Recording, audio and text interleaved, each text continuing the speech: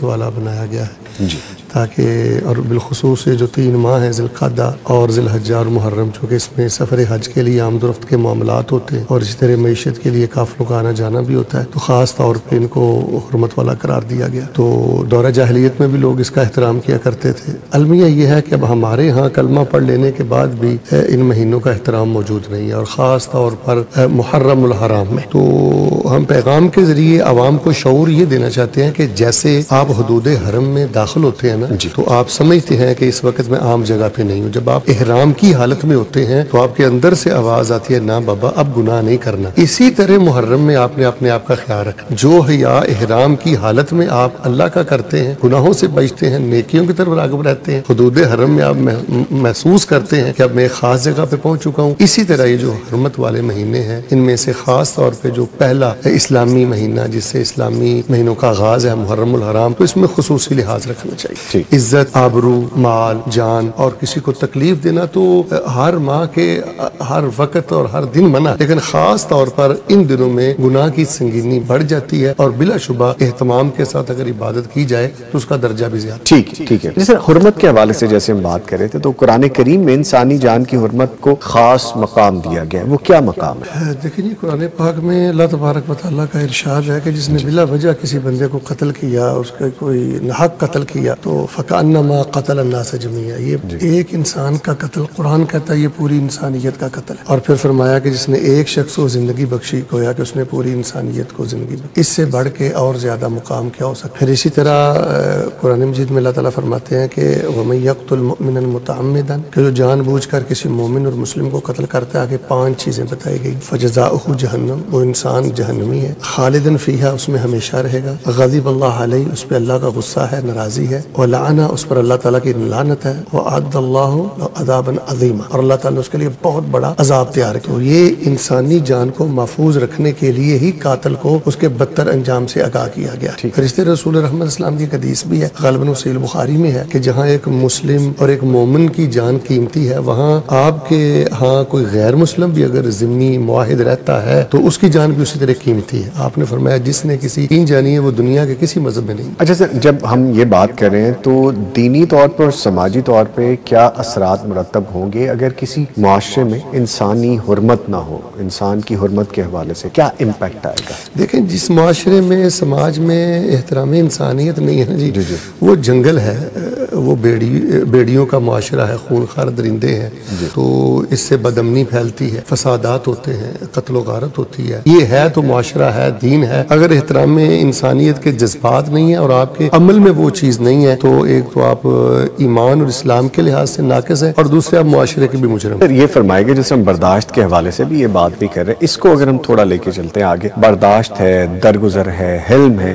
ये इस सिफात की मौजूदा दौर में कितनी जरूरत है या अभी ही ज्यादा जरूरत है जो अभी वक्त गुजर रहा है? देखिए जी, हर जमाने में बर्दाश्त और हिल्म और दरगुजरी की जरूरत है। ये इंसानी जिंदगी का हुस्न है। अगर ये चीजें नहीं है तो इंसानी जिंदगी का हुस्न ही खत्म हो जाता है। दीन इस्लाम में सबसे ज्यादा जोर इसी पे दिया गया, जैसे कि अभी इशारा किया गया है कि कत्लो गारत से लेके हर किस्म की सख्ती, दुरुस्ती और शिद्दत, उसकी वजह यही है कि बर्दाश्त नहीं है। तो जहाँ बर्दाश्त है वहाँ खैर है, वहाँ फरिश्ते हैं। बड़ा एक मरूफ वाक़या आपने सुन रखा है, हज़रत अबू बकर सिद्दीक तशरीफ फरमा थे, यहाँ जनाब थे, एक शख्स ने बुरा भला कहा, आप खामोश रहे।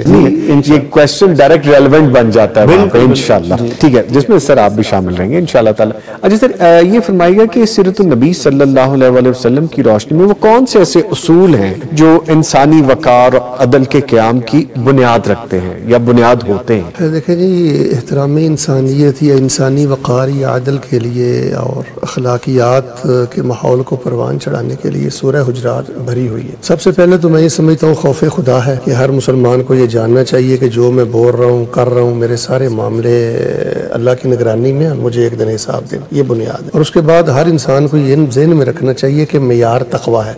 इज्जत बुलंदी का मेयार ना तो को मुंह फट होना है, ना मुनाफकत है, ना ज्यादा तेजी है, वो तकवा है। जब इंसान खौफ खुदा में रहेगा, उसके अंदर तकवा होगा, यकीनन वो दूसरे की दीद लिहाज ज्यादा करेगा और समाज में, मुआशरे में अमर रहेगा। तीसरा उसूल वो एक हदीस से हमें मिलता है कि अहिब्ब लिन्नास मा तुहिब्बु लिनफ्सिक, कि जो खुद के लिए इंसान को पसंद है ना, वो दूसरे के लिए पसंद करे। कोई भी मुसलमान अगर सिर्फ एक हदीस पर अमल कर ले तो निज़ामी साहब मुआशरे की घर की चारदीवारी से लेके सेनेट तक की तमाम खराबियां खत्म हो सकती हैं। एहतराम इंसानियत जो है वो बहाल हो सकता है। फिर रसूल रहमत ने एक उसूल के तौर पे हमें ये हदीस दी है कि जो छोटों पे रहम नहीं करता, बड़ों का एहतराम नहीं करता, वो हम में से नहीं है। हर बड़ा ये अज़म बिल जज़म कर ले कि मैंने छोटों पे रहम करना है, और हर छोटा ये इरादा कर ले, यकीन और अज़म कर ले कि मैंने बड़ों का एहतराम करना। इंसानी वक़ार बहाल होगा, एहतराम में इंसानियत फिर से जिंदा होगी। और फिर सबसे बड़ी अहम तरीन बात यह है कि ये जो है ना, जरूरत से ज्यादा मजाक या गीबत या तहनजनी, ये चीजें इंसानियत के वक़ार को मजरू करती हैं, तो इन चीजों को हराम करार दिया गया है। बल्कि ज़हीर साहब इस आयत के आखिर में अल्लाह ताला फरमाते हैं फ़उलाइका हुमुज़ ज़ालिमून, जो कलमा पढ़ने के बाद भी, ईमान लाने के बाद भी, नमाजें पढ़ने के बाद भी जरूरत से ज्यादा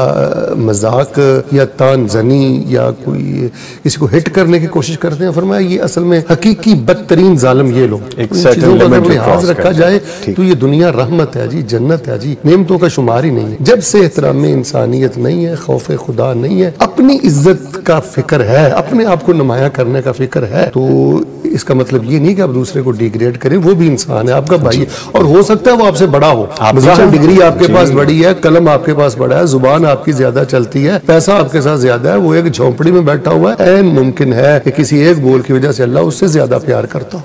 जैसे मुहर्रम का मौका है, इसमें खास तौर पे हमें इत्तेहाद, एहतराम, इख्तलाफ भी हो जाता है कहीं ना कहीं, तो सोसाइटी में अमन की फिजा कायम करने के लिए क्या किरदार अदा करना चाहिए, खास तौर पे जब हम मुहर्रमुल हराम का जिक्र करते हैं? देखिए जी, इसमें सबसे बड़ा किरदार यही है कि हमारे यहाँ ना जी बाज़ मजहबी स्टेज जो है ना वो बहुत ज्यादा आवारा हो चुके हैं। जब तक मजहबी स्टेजों की आवारगी खत्म नहीं ना होती, यानी जिसके मुंह में जो आता है मन गढ़त वाक़यात बयान किए जाते हैं।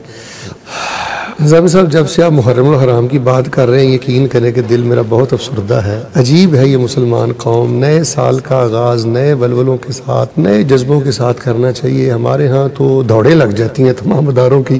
तो मैं जाते जाते यही कहूँगा भाई, ये शाहरुल्लाह है, इसको ज़िक्रुल्लाह में गुजारें। ये अल्लाह का महीना है, अल्लाह ताला का इसमें जिक्र करें। और जो अकायदे अहले बैत हैं और जो नज़रियाते अहले बैत हैं, बिल्कुल उनके मुताबिक इन दिनों को गुजारें। हम कोई नई बात नहीं करते। देख लें कि अहले बैत मुहर्रमुल हराम को कैसे गुजारते थे, और रोजे रखे। देखे रमजान मुबारक के बाद सबसे ज्यादा रसूल पाक इस्लाम ये मुहर्रम के रोजे रखते थे। फरमाया अल्लाह को भी ये सबसे ज्यादा प्यारे हैं। तो भाई ये करने वाले काम करें, ये अफरा तफरी, ये शोर शराबा, इससे बाहर निकले। पूरी दुनिया में और दीगर मज़ाहब के सामने हमने अपना तमाशा लगा रखा है। हम इस वाह वेले से दूसरों को क्या पैगाम देना चाहते हैं? क्या हमारे पास बस ये रोना दो नहीं रह गया? अल्लाह से डरें, को एहतराम इंसानियत सीखें और मुकद्दस शख्सियात का एहतराम करें। आखिरी मैसेज ये है पैगाम के जरिए, ये शाहरुल्लाह है, इसको जिक्रुल्लाह में गुजार। सुभान अब्दुल मन्नान रासिक साहब, is the again lucky one. कभी वहाँ होते हैं, कभी यहाँ होते हैं, मैं इनसे पूछते ही रहता हूँ। Sir thank you very much. हमारे लिए दुआ कर दिया करें कि हमें अल्लाह ताला आपको आपकी सोच से बढ़ के हरमैन का कुर्ब अता करे और अल्लाह आपकी नस्लों को हरमैन का राही बनाए। आमीन। जज़ाकल्लाह खैर।